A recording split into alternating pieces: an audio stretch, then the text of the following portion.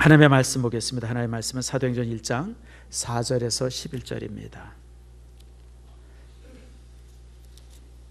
사도행전 1장 4절에서 11절 말씀까지 교독하겠습니다. 사도와 함께 모이사 그들에게 분부하여 이르시되 예루살렘을 떠나지 말고 내게서 들은 바 아버지께서 약속하신 것을 기다리라.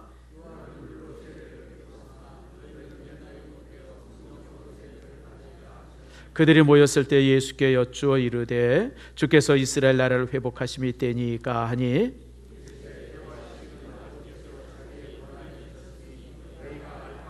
오직 성령이 너희에게 임하시면 너희가 권능을 받고 예루살렘과 온 유다와 사마리아와 땅끝까지 이르러 내 증인이 되리라 하시니라.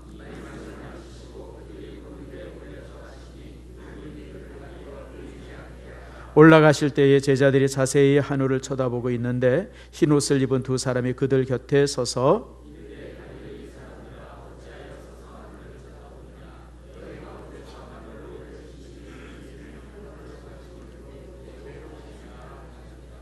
아멘. 기도합니다. 하나님 감사합니다.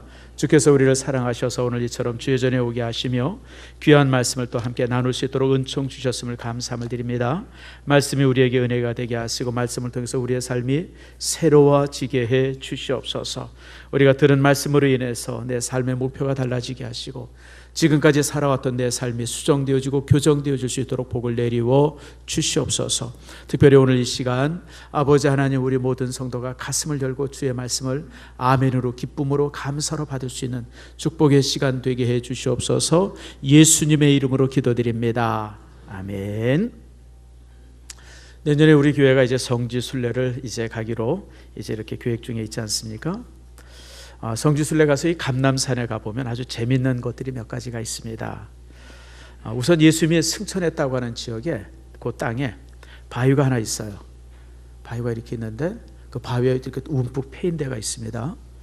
주님이 그 자리에서 올라가셨대요. 그래서 누가 봤나? 아무튼 이 성지순례 가면 뭐 그런 게 좀 많습니다. 이렇게 저렇게. 그다음에 거기 이제 성지순례한 자리에 이제 교회가 하나 있어요. 크지 않습니다. 조그만 교회가 하나 있는데 원래는 그 교회가 지붕이 이렇게 열려져 있었다 그래요. 지붕이. 왜냐하면 주님이 오늘 11절에 있는 말씀처럼 이제 너희들이 본대로 주님께서 이렇게 다시 재림한다 그랬으니까 이제 골로 올라가서 그쪽으로 내려오실 것이다 싶어서 문을 이렇게 구멍을 뚫어놨는데 무슬림들이 그것을 점령해서 거기를 닫아버렸대요. 진짜 올까봐 그쪽으로. 근데 주님이 장소가 진짜가 오시는 게 아니라 온 세계에서 볼 수 있는 그런 모습으로, 그런 어떤 영광의 모습으로 오시기 때문에 뭐 모슬렘들이 아무리 그것을 세메로로 메꿔놔도 아무 소용이 없다라고 하는 거 여러분 아시길 바랍니다. 예수님께서 이제 그 감람산에서 설교를 많이 하십니다. 주님께서 이제 예루살렘 성전에 올라가셔서 또 이제 설교하실 때 이 감람산에서 설교를 주로 하셨고요. 그리고 또 이제 또 제자들이 또 이제 이렇게 승천하시기 전에 또 제자들을 또 이곳에 모아서 또 마지막 강화를 하셨던 분, 곧 그것이 바로 감람산입니다. 그래서 여러분 우리가 성지순례 가서 특별히 예루살렘 방문을 하면 몇 가지 아주 참 감동적인 장소가 있는데 그 중에 하나가 이 감람산입니다. 바로 이 옆에 겟세마네 동산, 주님께서 기도하셨던 그 겟세마네 동산도 이제 함께 있습니다. 그리고 또 이제 예수님께서 십자가에 못 박히셨던 그 성전산, 거기도 이제 굉장히 감동적이고요. 또 이제 그 외에 이제 이 몇몇 흔적들은 참 지금도 여전히 이제 2000년의 모습들을 그대로 간직하고 있습니다. 그래서 여러분 성지순례에 여러분들이 함께하면서 또 그런 것을 이제 이렇게 감동으로 볼 수 있는 기회가 여러분 속에 있기를 축복합니다. 근데 이제 주님께서 이제 마지막에 감람산에 모이면서 제자들에게 마지막 강화를 합니다. 그래서 이걸 갖다가 따라합시다. 감람산의 선언. 제일 중요한 말씀이 사도행전 1장 8절 말씀이죠. 성령이 너희에게 임하시면, 오직 성령이 너희에게 임하시면. 그러면서 이제 하셨던 이 말씀은 이 땅을 살아가는 모든 성도들의 가슴에 아주 그냥 크게 새겨져 있는 그런 말씀이죠. 그래서 이제 오늘 이 말씀의 부분들을 우리가 이제 함께 이제 나누도록 합니다. 주님께서는 이제 먼저는 제자들에게 예루살렘을 떠나지 말고 약속하신 것, 다시 말하면 성령의 세례를 너희들이 받을 수 있도록 이제 그렇게 하라라고 이제 저들을 향해서 명령을 하십니다. 사실 예루살렘을 떠나지 말라라고 하는 이 말씀은 제자들에게 굉장히 부담스러운 말씀입니다. 왜냐하면 예루살렘에 그들의 뭐 고향도 아니고 집도 아니고 직장이 있는 것도 아니고요. 예루살렘은 예수님을 십자가에 못 박았던 곳 아닙니까? 그리고 예수님을 십자가에 못 박은 사람들이 지금 예수를 믿는 사람들을 계속 주목해서 바라보고 있는 곳, 그것이 바로 이제 예루살렘입니다. 그러니 제자들이 그곳에 계속 머문다고 하는 것은 굉장히 부담스럽고 힘들었습니다. 그런데 주님께서는 떠나지 말고 내가 너에게 약속한 성령을 기다리라고 이제 명령을 합니다. 근데 그 명령을 들은 제자들 중에 한 사람이 아주 어렵사리 주님께 한 말씀을 이렇게 묻습니다. 사실 예수님께서요, 부활 전과 부활 후의 예수님의 모습은 전혀 다릅니다. 예수님께서 부활하시기 전에는 제자들과 아주 형제처럼 지냈습니다. 친구처럼 지냈습니다. 스승과 제자처럼 지냈어요. 근데 부활하시고 나서부터는 예수님과 제자는 이게 이제 전혀 관계가 달랐어요. 주님은 하나님이시고 이제 제자들은 이제 제자들이에요. 그러니 여러분, 예수님께서 나타나시고 교훈하시고 말씀하시고 그럴 때마다 제자들이 얼마나 긴장하고 얼마나 두려워했는지 몰라요. 문을 탁탁 걸어 잠갔는데 그냥 개미 새끼 한 마리 못 따라오도록 그냥 꽉꽉 탔는데 그 가운데 주님이 턱 나타나셨다든지, 제자들이 멀리 가가지고 있는데 그 주님께서 그곳에 나타나셨다든지, 뭐 이런저런 모습은 제자들이 그냥 뭐 기절할 정도로 놀라운 그런 사건들이었습니다. 그런 중에 주님께서 이제 승천하시기 전에 이제 예루살렘에서 내가 네게 약속한 성령을 기다리라라고 말씀하실 때에 제자들이 어렵사리 주께 묻습니다. 주님이 오시는 그 날이, 주님께서 기다리라고 하는 그 날이, 성령께서 오시는 그 날이 이제 이 이스라엘 나라가 회복되어지는 그때입니까? 라고 묻습니다. 이스라엘 나라가 회복되는. 자, 오늘 이제 6절 말씀이 그거죠. 주께서 이스라엘을 회복하심이 이때니까. 바로 이제 그 내용이에요. 근데 그 질문을 받은 예수님께서 단호하게 7절에 이렇게 얘기합니다. 이르시되 때와 시기는 아버지께서 자기의 권한에 두셨으니 너희가 알 바 아니요. 따라합시다. 너희가 알 바 아니다. 굉장히 단호하게, 그리고 묻는 이 그 제자들을 아주 당황스럽게 하는 그런 말씀입니다. 그리고 이 말씀은 책망이 섞인 말씀이기도 합니다. 쉽게 얘기하면 누가 뭘 뭐랍니다. 씨알 데 없이 별걸 다 물어버려요. 넌 알 필요 없어. 그것과 똑같은 말이에요. 그 제자들이 이 답을 들었을 때 얼마나 당황했겠어요. 제자들의 관심은 그때가 이런 일들이 있어지겠습니까? 뭐 그게 이때입니까? 이렇게 물었을 때 예수님께서는 책망하는 모습 속에서 이제 그들에게 답을 주셨기 때문에 그렇습니다. 사실 지금까지 예수님께서 많은 제자들의 실수나 이런 어떤 그 실패에 대해서 주님께서는 항상 사랑과 또 깊은 애정으로 그들에게 함께 했어요. 그들이 실수했을 때 주님께서 다시 찾아서 회복시켜 주셨고, 그들이 좀 혹시 말을 잘못하더라도 책망하지 않고 부드럽게 그들을 타일렀어요. 그런데 오늘 이 본문에 있는 말씀이 이렇게 아주 단호하게 딱 잘라서 야단친 적은 없어요. 오늘 그래서 왜 주님께서 제자들의 이런 물음 앞에 이렇게 단호하셨을까라고 하는 것을 함께 나누면서 이제 오늘 이 시간 함께 은혜를 받으려고 합니다. 동상이몽이라는 말이 있어요. 이제 남송 때 이제 진량이라고 하는 사람의 이 한 말인데, 동상이몽. 동상이 뭐예요? 같은 침대에서 이몽, 다른 꿈을 꾼다, 그런 뜻이에요. 사람이 한 침대에 누워 있어도 꿈은 다 다른 거예요. 우린 그런 거 참 많이 경험하잖아요. 여러분, 부부 사이도요, 한 집에서 한 방에서 한 침대에 누워도요, 남편의 생각과 아내의 생각이 얼마든지 다를 수 있어요. 동상이몽이죠. 그래서 가정에서 종종 부부가 갈등하는 겁니다. 꿈이 같다고 하는 것은 굉장히 중요한 거예요. 우리가 이 시간 함께 예배를 드려도 여러분, 이 자리가 동상이몽의 자리가 있을 수 있어요. 목사의 생각과 성도들의 생각이 다를 수 있어요.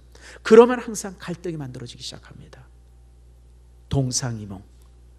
여러분, 그래서 사실 교회가, 우리가 이제 저번 주일에 이제 추수감사를 하면서 우리가 애찬식을 했던 것도 동상일몽이 되기 위해서 애찬식을 한 겁니다. 따라합시다. 동상일몽. 교회는 한 꿈을 꿔야 돼요. 고린도서 1장에 있는 말씀처럼 같은 말을 해야 되고 같은 생각을 가지고 같은 마음을 가져야 돼요. 그래야 교회가 건강하죠. 목사가 이 말하면 성도가 저 말하고 그냥 서로 다 다르게 얘기하면 여러분 이거는 교회가 어디로 가요? 산으로 갑니다, 여러분들. 동상일몽이 되죠. 사실 예수님께서 3년 동안 사역하는데 이 동상이몽이, 특별히 나라에 대한 동상이몽이 참 심각했습니다. 주님께서는 하나님의 나라를 계속해서 설교했지만 주님의 설교를 들은 사람들은 그 하나님의 나라가 항상 지상의 나라였어요. 지상의 나라. 하나님의 나라는 이런 것이다, 이렇게 하나님의 나라가 임할 것이다, 하나님의 나라는 이런 모습이 돼야 된다라고 얘기할 때마다 제자들은 예, 맞습니다, 맞습니다. 그런데 마음은 항상 세상에 있었어요. 세상에. 땅의 나라, 땅의 나라. 그들의 관심은 거기 있었어요. 자, 이렇게 몇 가지 예를 볼까요? 자, 예수님께서 이제 그 오병이어의 전주에 우리가 설교를 들었죠. 오병 기적을 일으켰을 때 사람들이 예수님을 뭘 삼으려고 그랬어요? 왕으로 삼으려고 그러잖아요. 야, 이런 사람이 왕이 되면, 야, 이 나라는 아주 그냥 완전히 로마로부터 우리가 해방될 수 있다. 그런 생각을 가지고 그냥 왕을 추대하려고 그래요. 또 예수님께서 예루살렘에 입성할 때 제자들이 난리가 났어요. 제자들이. 뭔 난리일까요? 이제 예루살렘에 예수님이 입성하면 분명히 예수님께서 나라를 세우실 텐데 그 나라를 세우면 내가 영의정해야 된다, 내가 좌의정해야 된다, 내가 이제 큰 자리에 된다, 비서실장 해야 된다, 별 생각을 다 하고 있었고, 그것도 모자르니까 이 요한의 어머니가 섬찟이 밤중에 예수님을 찾아와요. 치맛바람이 그때부터 있었어요, 여러분들. 치맛바람은 2000년 된 겁니다. 주님의 예루살렘에 올라가서 나라를 세우면 내 두 아들을 하나는 좌편에 하나는 우편에 세워두세요. 그러니까 예수님께서 얼마나 참 답답하셨겠어요. 주님은 3년 내내 하나님의 나라를 설교했는데 제자들은 3년 내내 땅의 나라예요. 땅의 나라. 근데 이런 오해는 예수님의 제자들만 했던 게 아니라 예수님을 반대했던 제사장이라든지 이런 사람들도 동일한 생각을 했습니다. 여러분, 예수님을 반대했던, 예수님을 이제 체포했던 제사장이라든지 이런 사람들이 자기들이 이제 사형 언도를 내리고 나서, 그리고 나서 이제 이 유대인들은 사형 언도 내릴 수 있는 권한이 없어요. 사형 언도는 총독만 내릴 수 있습니다. 그러니까 빌라도 총독에게 예수님을 끌고 가지 않습니까? 죄목이 뭔지 아세요? 반란입니다. 반란. 저 예수가 로마를 반대해서 반란을 일으키려고 합니다. 그러니까 사형시켜야 됩니다. 그리고 이제 예수님을 빌라도에게 끌고 온 거예요. 근데 빌라도가 이제 예수님께 묻지 않습니까? 내가 유대인의 왕이냐? 요한복음에. 근데 예수님이 뭐라 그래요? 그렇다! 그래요? 아니죠. 예수님이 뭐라 그럽니까? 내 나라는 세상에 속한 것이 아니다. 너희들은 나를 이 세상의 나라에 종속시키고 예속시키려 때문에 내 나라는 세상에 속한 것이 아니라 어디의 나라요? 하나님의 나라다. 그러니까 빌라도가 그런 예수님의 답을 듣고 나와서 뭐라 그래요? 예수는 뭐라고요? 이 사람을 보라, 죄가 없다. 이 사람은 반역자가 아니다. 로마의 반란을 일으킨 그런 사람이다. 그런 뜻입니다. 그런데도 사람들이 그냥 막 밀란이 일어날 것처럼 예수를 사형에 언도시키지 않으면 그냥 우리가 다 그냥 어떻게 해보겠다. 막 그러니까 할 수 없이 빌라도가 사형을 명하지 않습니까? 이게 이제 동상이몽이에요. 주님께서는 이 땅에 오셔서 하나님의 나라를 세우려고 그렇게 애를 썼지만 세상의 사람들은 주님을 통해서 자신의 목적을 이루려고, 자신의 목적, 세상을 나라를 이루려고 하는 그런 모습이었었어요. 여러분, 이제 예수님께서 승천하시려고 하는데 그 승천을 앞두고도 제자들이 또 그 욕심이 발동된 거예요. 주님, 그때가 이스라엘 나라의 회복입니까? 그럼 또 뭐 하겠다고요? 하나는 좌편에 하나는 우편에 앉겠다는 거예요, 여러분들. 다시 말하면 그 욕심이 다시 발달이 되어진 것이죠. 이런 그들의 질문 앞에 예수님께서 얼마나 답답했겠습니까? 그래서 주님께서는 오늘 이렇게 니들이 할 바 아니다. 씨알 데 없는 것에 니들 관심 갖지 말아라. 이게 이 동상이몽에 대한 주님의 마지막 책망의 부분이기도 합니다. 저는 이 말씀을 이렇게 묵상하면서 참 우리는 어떤가라고 하는 생각을 많이 해봐요. 여러분, 오늘 이 자리에 왜 나왔어요? 여기 왜 앉아서 저를 쳐다보고 제 설교를 듣습니까? 주일이니까 그냥 나온 겁니까? 여러분, 우리의 관심은 하나님의 나라입니다. 천국입니다. 우리가 이루어야 될 하나님의 나라, 우리가 가야 할 하나님의 나라, 그리고 그곳에서 정말 우리가 하나님의 이 나라를 세우기 위해서, 그리고 이 땅에 사는 모든 일들도요, 바로 그래서 그렇죠. 저는 스데반의 그 죽음이 우리의 모든 삶의 어떤 표징이 되어야 된다고 생각해요. 여러분, 예수 믿고 부자 되고 병 낫고 또 예수 믿고 나서 전부 이런 거 저런 거 승진하고, 여러분 좋은 일이죠. 여러분, 전 그게 나쁘다고 생각하지 않습니다. 여러분, 나는 여러분들이 다 벤츠 탔으면 좋겠어요. 여러분들이 다 벤츠 타야 나도 한번 타보죠. 평생 동안 여러분들 소나타나 몰고 다니면 내가 소나타 이상 무슨 수로 타겠어요, 여러분들. 저는 제가 집을 살거나 뭐 차를 사거나 뭘 가져도 평균 성도들이 가진 것을 갖겠다고 하는 것이 제 사역의 어떤 표준입니다. 근데 여러분, 저라고 벤츠 타고 싶은 마음이 없겠어요.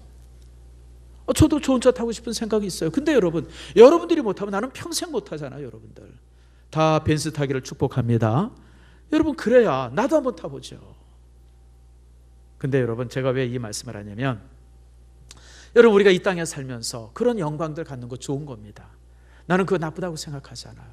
겨울에 밍크코트 입고 교회 오세요, 여러분들.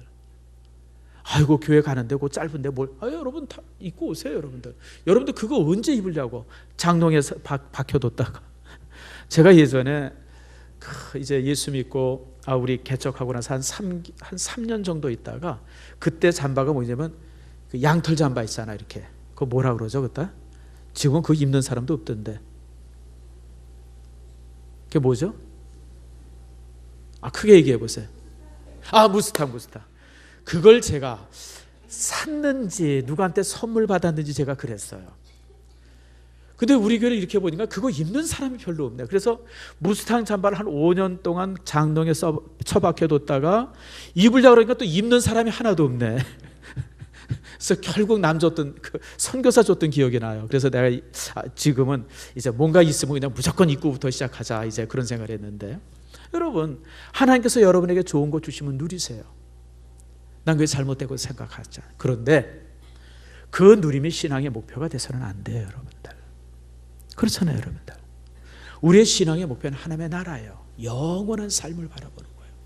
여러분, 스데반이 죽을 때, 여러분 사실 돌에 맞아 죽고 막 그냥 여러분 돌을 요렇게 때린다고 돌에 맞아서 죽습니까?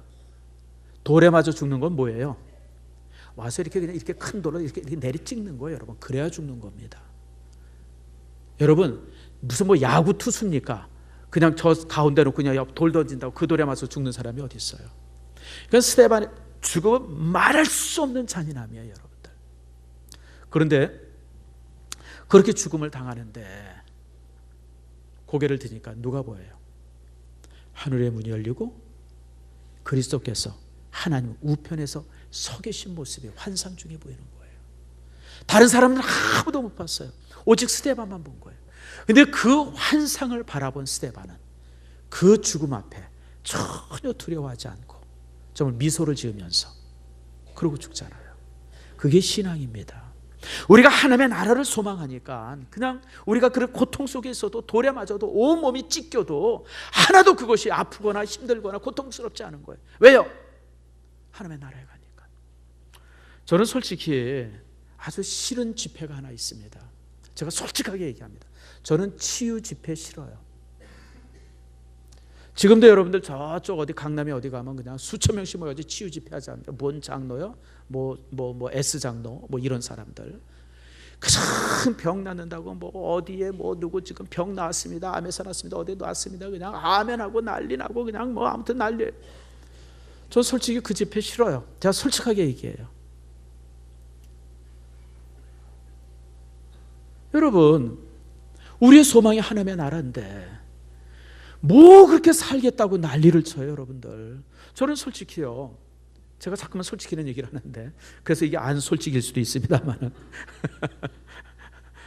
저는 나중에는 어떻게 될지 모르겠습니다만 저는 지금도요, 주님이 부르시면 아무런 미련 없어요. 물론 하나님께서 나를 120살까지 살게 하실 거예요, 여러분들. 근데 주님께서 조금 깎아서 한 10년 깎는다 할지라도, 아니면 주님께서 조금 기분 나쁘셔서 한 25년 깎는다 할지라도, 30년 깎는다 할지라도 나는 별로 그렇게 그게 없어요. 나는 내 아내에게도 얘기하고요, 우리 자녀들한테도 얘기합니다. 혹시 내가 중병에 걸려서 있으면 생명보조장치나 이런 거 절대 사용하지 말아라. 그게 뭐예요, 여러분들? 예수 믿는 사람이 우리가 하나님의 나라를 소망한다는 사람이 그저 그냥 뭐 이것 꽂고 저것 꽂고 그냥 막 비싼 약 투입하고 그냥 하루라도 더 여러분 진짜 불효가 뭔지 아세요? 하나님 나라에 가야 할 그 영혼을 그 부모님을 하나님 나라 못 가게 하려고 그냥 닌게로 꽂고 그냥 이것 꽂고 저것 꽂아가 여러분 얼마나 고통스럽겠어요. 누워있는 사람이 말을 못해서 그렇지. 저도 그럴 거지만 여러분도 그렇게 하지 마세요. 저는 어디 묻는 것도 싫어요. 여러분 제가 죽으면요 글쎄 담임 목사니까 그래도 그냥 산에다 그냥 확 뿌려버리기 좀 거시기 할 거예요. 그냥 납골당에다가 화장해서 그렇게 하세요 여러분들. 그럼 뭐 다 없어질 건데 뭐 그리고 납골당에 둔다 할지라도 누가 날 기억해서 찾아오겠어요. 한 10년은 찾아올까? 10년 지나면요 벌레 생겨요 여러분들. 지저분해요. 냄새나고. 여러분 특별한 일 없으면 그냥 산에다 뿌려달라고 그러세요. 저는 은퇴하기 전에 제가 마련할 것이 하나 있는데 그게 산입니다. 야, 산 하나 마련하려고 그래요. 목사님 이제 땅 투기하려고 그러나 보다. 그건 아니고 나는 우리 성도들이 그래서 산 이름을 신성동산이라고 이제 해서 동산 하나 마련하려고 그래요. 나무들 멋있게 가꾸고 과일나무도 하고. 그래서 나는 우리 성도들 죽으면 돌아가시면 화장해서 다 거기다 뿌리게 하려고 그래요. 아이고 내가 어느 권사랑 또 같이 있어야 돼. 난 그건 싫어. 뭐 그런 사람들은 할 수 없지만 그렇지 않으면 우리가 여러분 한 산에 그렇게 같이 뿌려지는 게 얼마나 좋아요 여러분들. 혹시 여러분 산 있는 분이 있으면 좀 기증하세요. 내가 다 아는데 뭐 크지 않아도 돼요. 한 몇만 평 정도. 여러분이 그냥 아무 쓸모없는 산이면 더더욱 좋아요. 집사님 내가 기억하겠어요. 수첩에 써두겠어요. 우리 김정백 집사가 산 준비한. 여러분 얼마나 좋아요. 나는 그랬으면 좋겠어요. 그래서 저도 거기 뿌리고 여러분들도 뿌려지고 그래서 항상 여러분들이 추억할 때 그곳에 와서 부모님들 추억할 수 있고 거기에 조그만 예배처 하나 만들어서 여러분 그게 얼마나 좋아요. 여러분 너무 그렇게 살겠다고 발버둥 치지 마세요. 땅의 영광을 위해서 그렇게 여러분 그러지 마세요. 우리가 하나님 나라가 우리의 소망인데 그러니까 주님께서 바로 그걸 말해요. 제자들은 예수님께서는 3년 내내 가리킨 게 하나님의 나라인데 제자들은 3년 내내 땅의 나라 그래서 여기서 어떻게 한 자리 해보고 여기서 어떻게 뭔가 해보고 그래 주님께서 얼마나 제자들의 그런 모습이 마음에 들지 않았겠어요. 그러니까 쓸데없는 거 질문하지 말고 너희들 그거 알 필요도 없어. 그리고 책망해버린 겁니다. 자, 그 다음에 또 이 말씀 속에서 우리가 꼭 기억해야 될 것이 여러분 성도는 하나님의 나라가 관심이 돼야 돼요. 당연히 그렇죠. 내 집을 넓게 사는 것보다 하나님의 나라를 내가 소유하고 있는 곳이 얼마나 참 소중해요. 어제도 이제 우리 성도 중에 이제 집을 하나 사서 이제 신방을 했어요. 아주 참 젊은 이 부부인데 집을 샀어요. 얼마나 기특한지. 야, 너무너무 기특하더라고. 야, 참. 난 내가 집 사는 것보다 내 자식이 집 사는 것보다 우리 성도들이 이렇게 집 사는 게 난 더 좋아요. 그래서 내가 얼마나 기뻤는지 몰라요. 참 좋다. 야, 어떻게 얼마나 열심히 살았으면 전화해봐서 내 집을 갔나. 참 자랑스럽기도 하고 기쁘기도 하고 그래요. 근데 여러분 그 나라보다 더 소중한 것이 하나님의 나라입니다. 하나님의 집이에요. 우리가 그것 때문에 이제 우리가 믿음 생활하지 않습니까? 자, 그런데 문제는 우리가 하나님의 나라와 하나님의 영광이 항상 우리의 관심이 되어야 하지만 그러나 때와 시기에 대해서는 관심을 갖지 말라는 거예요. 주님이 언제 오실지 어떻게 오실지 그것에 대해서는 너희들의 관심 받기다. 그것은 누구의 영역이다? 하나님의 영역이라는 거예요. 여러분 신앙에는 두 가지 기초가 있습니다. 오늘 여러분 스스로 살피세요. 장로교와 장로교 외에 여러 다른 교단들이 있어요. 그래서 우리가 우리 장로교를 칼빈주의라고 그러고요. 칼비니즘이라고 그러죠. 장로교 외의 모든 이 종교, 모든 교단을 알미니안주의라고 합니다. 따라합시다. 알미니안주의. 알미니안주의라는 이제 칼빈의 한 200년 후 사람인데 이제 알미누스라고 하는 사람에 의해 가지고 이제 만들어진 교리입니다. 그래서 여러분 이 땅에 교회가 수없이 많지만 모든 교회는 두 종류입니다. 칼빈주의 교단과 알미니안주의 교단, 그 둘로 다 나눠집니다. 이게 큰 차이가 뭐냐면요, 알미니안주의의 특징은 자신의 경험이, 자신의 체험이 신앙의 기초가 됩니다. 이해가 되시죠? 순복음교회나 이런 데서는 방언의 은사를 받았다든지, 무슨 뭐 또 어떤 그 집회에서 놀라운 영광을 받았다든지, 환상을 받다든지, 뭐 이런 내가 가졌던 신앙적 체험이 믿음의 기초가 되어집니다. 그러니까 사실은 이 알미니안주의나 이런 쪽에서 보면 신앙이 백인백색입니다. 근데요, 장로교 신앙은 철저하게 성경 중심입니다.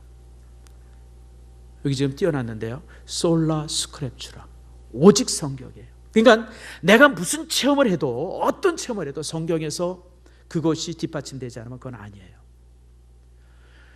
우리 어렸을 때 진동이 많았어요. 혹시 여러분 기억하십니까? 입신, 진동 뭐 이런 것들 교회에서 많이 했었잖아요. 근데 여러분 성경에 진동이나 이런 것들이 없어요. 없으면 뭐예요? 그럼 아니에요, 여러분들. 방언이 있어요. 근데 담이 선교회 했던 애들이 뭐냐면 영서를 썼대. 영서라는 말이 성경에 있어요, 없어요? 없어요, 여러분. 그러면 그 거짓이에요, 여러분들. 그러니까 우리 이 합동측 장로교의 철저한 원칙은 뭐냐면, 우리 원칙은 뭐냐면 성경이 말씀하는 것만 믿고 성경이 말씀하지 않는 건 안 믿는 거예요, 여러분들. 그래야 오류가 없어요. 그래서 여러분 아세요? 장로교에서는 이단이 안 나옵니다. 대부분의 이단은 순복음교회나 무슨 감리교나 무슨 뭐 침례교나 이런 데서 이단들이 그냥 벌떼같이 나오죠. 장로교에서는 이단이 안 나옵니다. 왜 안 나오냐면, 왜 장로교는 철저하게 말씀 중심의 신앙이기 때문에. 조금 그러니까 건조할 수는 있어요. 건조해도 따라합시다. 안전하다.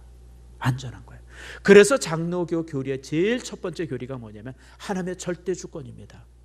하나님은 절대적 주권을 가지고 있어요. 그 절대적 주권은 인간 누구도 침범할 수가 없어요. 사람을 구원한다든지 죄를 용서한다든지 하나님께서 누구를 선택한다든지 이런 모든 영역은 하나님의 절대 주권적 영역입니다. 그것은 인간이 알 수도 없고 간섭할 수도 없어요. 하나님이 정하신 거기 때문에. 그래서 우리는 이 하나님의 절대적 주권의 영역을 신비라고 말합니다. 여러분, 그 신비한 영역 속에 우리가 들어갔어요. 근데 이단들은 자기들이 그 신비한 영역에 들어갔고 그 신비한 영역을 봤다고 그러고 신비한 영역을 들었다 그래요. 그래서 그들이 이단인 거예요, 여러분들. 여러분, 우리 같은 인간이 어떻게 하나님의 신비한 영역에 들어갈 수 있습니까? 그것은 우리가 죽어서 우리가 영적 존재가 되어질 때 가능한 일이고요, 땅에서는 불가능해요.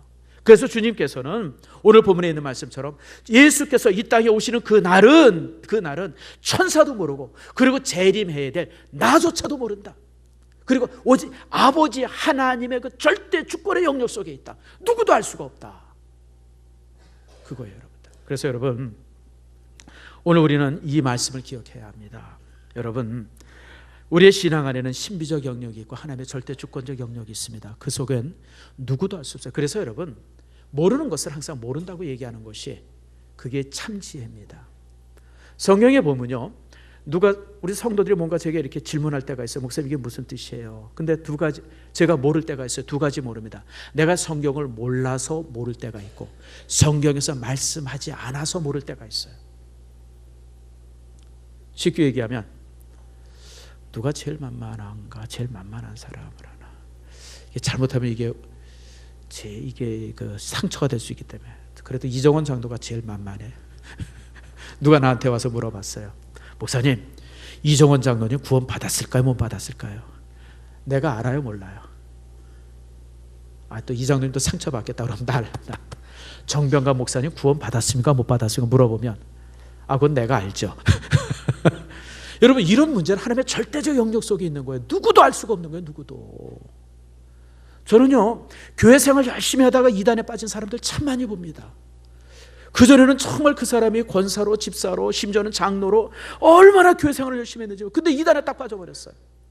난 깜짝 놀라죠. 나는 그 사람 정말 구원받은 줄 알았는데 뭐예요? 이단에 가 있잖아요. 이건 하나님의 절대 주권의 영역입니다. 누구도 알 수가 없어요, 누구도.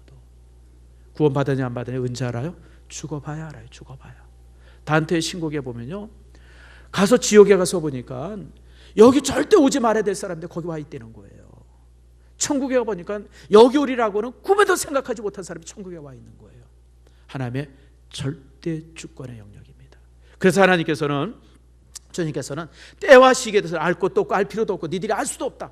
그것을 얘기하면 뭐예요? 이단이에요, 여러분들. 언제 온다, 언제 왔다, 자기 장막 안에만 들어와야 구원받을 수 있다. 이건 다 이단입니다. 철저한 이단이죠, 여러분들. 그런 이단 속에 하나님의 신비한 것을 풀었다, 신비한 음성을 들었다, 다 거짓말이에요, 여러분들. 여러분, 요한복음 마지막 장에 뭐라 그래요? 이 말씀 외에 하나라도 더하면 말씀에 주어진 모든 이 책망과 심판이 더해질 것이고, 이 말씀 중에 무엇인가 하나를 빼버리면 생명책에서 그 이름을 어떻게 빼버리겠다. 하나님께서 우리에게 주신 이 성경 66권의 말씀은 그 누구도 더할 수도 없고 한 자라도 뺄 수가 없어요. 오직 우리의 믿음은 어디예요? 말씀, 절대 주권의 말씀 속에서 우리의 믿음이 되어진다라고. 그러면서 주께서 우리에게 주시는 말씀이, 그러므로 너희들은 그런 것에 신경 쓰지 말고 이 땅에 살면서 하나님의 그리스도의 재림의 증인이 되라. 그것이 바로 오늘 이 본문에 있는 말씀입니다. 그래서 여러분, 우리 믿음의 사람이 이 땅에 살면서 주님이 재림하신다고 하는, 그리고 하나님의 나라라고 하는 그 분명한 소망을 가지고 살지만 그게 언젠가, 이거는 관심 갖지 말라는 거예요. 언제 오시려나, 누가 구원받나, 이런 거 신경 쓰지 말라는 거예요. 그런 거 신경 쓰면 뭐가 되죠? 이단이 되는 겁니다. 성경에서는 그것은 우리가 알 수 없다고 말씀했는데 안다고 말하니까 이단이죠. 우리가 요즘에 그냥 난리치는 신천지나 안산홍이나 이런 사람들 왜 우리가 이단이라고 그러는지 아세요? 열심은 우리보다 10배나 뛰어납니다. 얼마나 열심인지 알아요. 매일 나와서 성경 공부하고 매일 전도하러 다니고 그냥 아는 사람한테 매일 카톡하고. 근데 여러분, 그 사람들이 이단이에요. 왜 이단인 줄 아세요? 주님께서 알 수 없다고 한 걸 안다고 그러니까. 성경 말씀에 뭔가 더하고 성경 말씀에 뭔가 빼버리니까. 그러니까 이단이에요. 그러니까 주님께서 그들을 지옥의 불로 다스린다고 말씀합니다. 그래서 여러분 조심해야 돼요. 여러분, 성경 말씀에 신비한 말씀을 기막히게 푼다 그러면 100% 이단입니다. 어디 가서 성경 공부하면 교회에서 전혀 들어보지 못한 걸 얘기한다, 100% 이단입니다. 여러분, 거기에 발들이기 시작하면 이미 그 삶이 끝납니다. 여러분, 그래서 항상 조심해야 돼요. 여러분, 제 설교만 잘 들어도요 같은 게 문제가 없어요. 여러분 1년에 주일 낮에만 예배 드려도 1년에 몇 번 들어요? 52번 들어요. 52번. 뭐가 더 필요해요? 뭐가 더 필요해요? 뭔 공부가 더 필요해요? 오후 예배까지 하면 100번이고요. 수요 예배까지 하면 110번이고 150번이고요. 새벽 예배까지 하면 한 300번 듣는데, 아니 뭘 더 배우려고 그래요? 여러분들 박사 되려고 그래요? 그래서 여러분들, 말씀은 여러분 성경 말씀대로. 그러면서 오늘 주어진 말씀이, 그러나 하나님의 나라를 소망하고 하나님의 나라를, 그리스도의 재림을 기대하는 사람은 4가지를 훈련받아라 말합니다. 4가지. 그게 바로 이제 오늘 우리가 읽은 8절 말씀입니다. 우리 8절 말씀을 같이 한번 읽읍시다. 너무 유명한 말씀, 시작. 오직 성령이 너에게 임하시면 너희가 권능을 받고 예루살렘과 온 유다와 사마리아와 땅끝까지 이르러 내 증인이 되리라 하시니라. 여러분, 오직 성령이, 첫 번째로 뭐냐? 성령 받아야 합니다. 성령 받아야 돼요. 쓸데없는 것을 쫓아다니면 악령 받습니다. 악령 받아요. 이단에 빠진 사람들이 다 뭐예요? 미혹하는 영에 빠진 사람들, 미혹하는 영. 여러분, 중요한 것이요, 미혹하는 영이에요. 미혹의 영이라는 게 뭐예요? 비슷하지만 사람을 꼬이는 거예요. 비슷하지만. 미혹당한다고 그러잖아요. 미혹당한다고 그러잖아요. 여러분, 유괴당하지 아이들이. 왜 유괴당해요? 미혹하는 거예요. 야, 일로 와, 내가 너 사과 사줄게, 빵 사줄게, 사탕 사줄게. 가면 돼요, 안 돼요? 안 되는데 따라가잖아요. 안 되는데. 그게 미혹이에요, 여러분들. 여러분, 우리가 성령 받아야지 미혹의 영을 받으면 안 됩니다. 미혹의 영을 받으면 다 이단에 빠지게 되어지는 겁니다. 그래서 여러분, 오늘 본 말씀에 성령을 받으라, 미혹의 영에 빠지지 말고 성령 받으라라고 말씀합니다. 제자들도 여러분 잘 아시는 것처럼 결국 저들이 성령을 받았고, 그 성령 받음으로 인해서 저들이 정말 그리스도의 증인이 되지 않습니까? 두 번째는 오직 성령이 누구에게? 너희에게. 이 얘기는 뭐냐면 내가 체험하려는 거예요. 아이고, 우리 아내가 성령 받았어요. 우리 목사님이 성령 받았어요. 우리 장로님이 성령. 이건 아무 상관이 없어요. 그게 나랑 무슨 상관이 있어요? 누가 받아야 돼요? 내가 받아야죠. 내가 성령의 사람이 되기 위해서 기도하고 내가 성령 받기를 위해서 기도해야지. 남이 받으면 그게 무슨 상관이 있어요? 여러분 이건희 씨 재산이 한 110조 된다고 그럽시다. 이건희 씨 재산 10조랑 나랑 무슨 상관이 있어요? 아무 상관이 없는 거예요, 여러분들. 빌 게이츠 재산이 한 100조 된대요. 여러분 빌 게이츠 재산 100조랑 나랑 무슨 상관이 있어요, 여러분들? 아무 상관이 없는 거예요, 여러분들. 내가 가져야지, 내가. 여러분 내 주변에 있는 사람이 다 성령 받았는데 나만 올라 못 받았어요. 난 못 받은 거예요, 여러분들. 내가 받아야 돼요. 성령을 내가 체험해야 돼요. 그래서 내가 성령을 직접 체험하고 성령을 만나야 합니다. 그럴 때 우리의 삶이 변화가 되시죠. 그러면서 뭐라 권능을 받고, 권능 받다고 하는 성령 받으면 우리가 능력의 사람이 되어지죠. 변화를 받습니다. 여러분 성령 받기 이전과 성령 받기 이후는 전혀 다릅니다. 베드로 보세요. 여러분 제자들 보세요. 성령 받기 전에는 마지막 순간까지 이스라엘의 회복이 이때입니까? 라고 예수님께 묻자. 땅에 대한 미련이 그냥 그대로 그 전에 성령 받으니까 완전히 바뀌잖아요. 이제는 땅의 나라에 대해서 관심이 없어요. 지상의 나라에 관심이 없어요. 자기의 욕심, 이 목숨에도 관심이 없고 모든 곳에 관심이 없어요, 여러분들. 모든 곳에. 오직 하나님의 나라에. 이게 바로 뭐냐면 변화받아서 그렇습니다. 그리고요 마지막 말씀 뭐예요? 예루살렘과 온 유다와 사마리아 땅끝까지 이르러 내 증인이 되라. 이게 뭐냐면 떠나려는 거예요. 떠나야 돼요, 여러분들. 우선 여러분이 떠나면은 두 가지 의미가 있습니다. 여러분 우선 공간적 떠남이 있습니다. 공간은 내가 내 사는 집을 떠나는 거예요. 일산을 떠나고 또 우리가 신성교회를 떠나서 선교지에 가는 거예요. 이게 공간적 떠남입니다. 근데 사실 여러분 이 공간적 떠남은 특별히 선교사의 사명을 받은 사람에게만 가능합니다. 우리 같은 평신도에, 여러분 같은 평신도에게는 떠날 수 있는 것이 잠깐 단기 선교를 간다든지, 내년에 우리가 두 군데 단기 선교 계획 중에 있지 않습니까? 그런 단기 선교를 나간다든지 뭐 이러면서 이제 잠깐 동안 떠나 있을 수는 있죠. 뭐 저도 지금 여러분에게 항상 말씀드리고 저 또한 이제 기도하는 것 중에 하나가 저도 은퇴하면 떠날 겁니다. 이제 명예선교사 GMS로부터 명예선교사 자격을 받을 것이고요. 주겠다고 약속했습니다. 제가 부이사장일 때 약속 딱 받아놓고 증명서 받아놨습니다. 그래서 여러분 이제 떠날 겁니다. 전 떠나서 선교지에 가서 제가, 여러분 조동진 목사님이 뭐라고 말씀하셨냐면 이 지팡이 들을 수 있는 힘만 있으면 선교할 수 있다고 그랬어요, 여러분들. 그러면 저는요, 하나님께서 제게 기회 주시면 저는 떠날 겁니다. 이게 공간의 떠남입니다. 근데요, 공간의 떠남보다 더 중요한 떠남이 있어요. 이게 영적 떠남입니다. 따라합니다. 영적인 떠남, 정신적인 떠남. 이게 무슨 얘기냐면 지금까지 여러분이 얼마나 점잖게 살았어요. 남한테 싫은 얘기 안 하고 남한테 불편한 얘기 전혀 하지 않았잖아요. 그렇죠, 여러분. 근데 전도라고 하는 것이 얼마나 불편한 거예요. 전도를 전하는 것도 불편하지만 전도를 받는 사람에게도 이게 불편한 거예요. 그러니까 서로 그런 불편을 경험하지 않으려고 말하지 않고 있었어요. 입 딱 다물고 있었어요. 내가 이 말을 하면 서로 불편하지. 근데요, 영적인 떠남이란 바로 이 불편함에서 떠나는 거예요.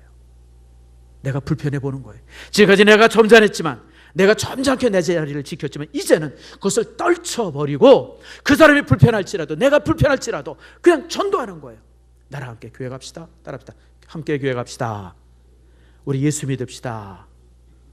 여러분 이게 처음 한마디는 굉장히 어려워. 아니 우리 부장님이 왜 저래? 우리 사장님이 왜 저래? 아니 김군이 이양이 왜 저래?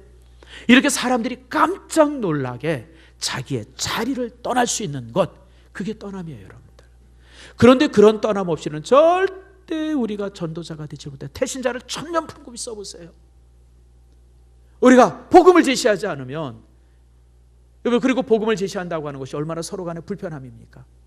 이런 복음 제시를 통해서, 이런 불편함을 통해서 떠나는 거예요, 여러분들. 저는 여러분들이 이런 어떤 그 영적인 정신적 떠남이 있기를 축복합니다.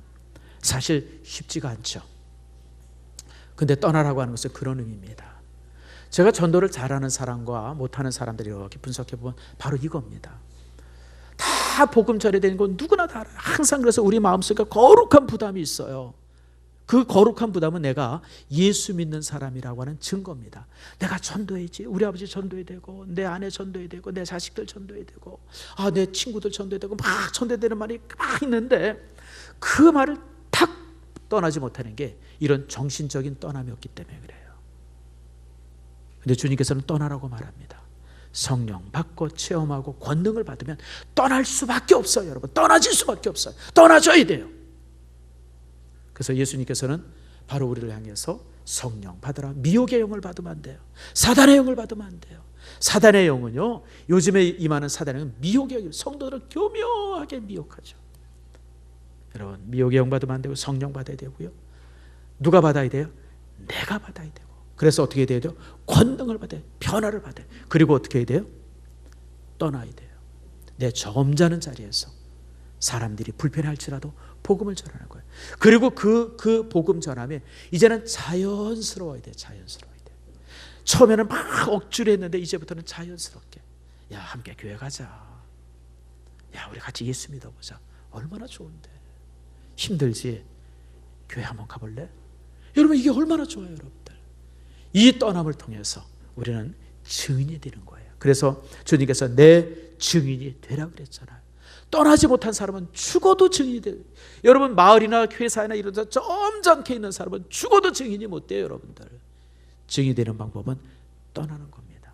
여러분 속에 이 떠남을 통해서 그리스도의 진정한 증인이 되어주는 축복이 여러분 속에 있기를 축원합니다. 우리 다 일어나셔서 1장을 찬양.